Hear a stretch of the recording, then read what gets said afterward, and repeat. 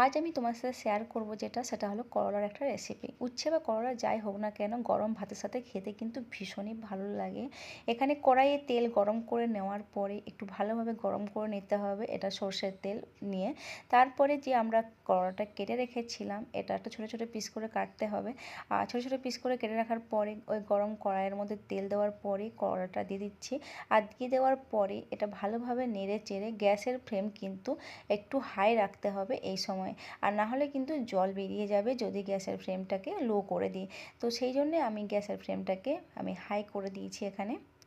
ভীষণ ভালো খেতে হয়, গরম ভাতের সঙ্গে তো অসাধারণ খেতে লাগে।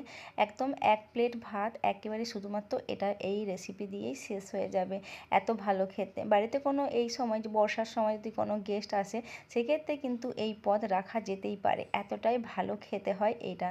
তো চলো দেখিয়ে নিই কীভাবে করলাম। তো প্রথমে তো তেল গরম করে এটা দিয়ে দিলাম, আর এর সঙ্গে কিন্তু আলু দিলে বেশ টেস্টি হয়।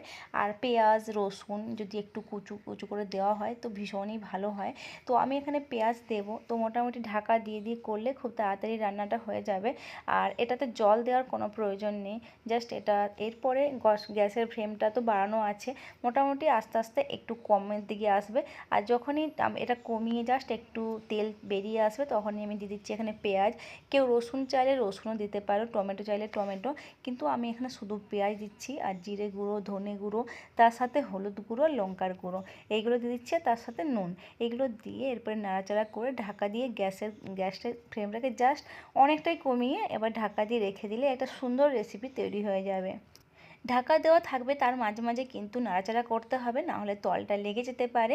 আর এর মধ্যে একটা তেল বেরিয়ে আসবে আর সুন্দর দেখতে লাগবে, তখনই উপর থেকে আমরা পোস্ত দিয়ে দেবো। পোস্তটাকে কিন্তু আগের থেকে কোথাও একটু ভেজে নেবে, অন্য কোনো ইয়েতে ভেজে নিয়ে উপর থেকে ছড়িয়ে জাস্ট গরম ভাতের সাথে পরিবেশন করলে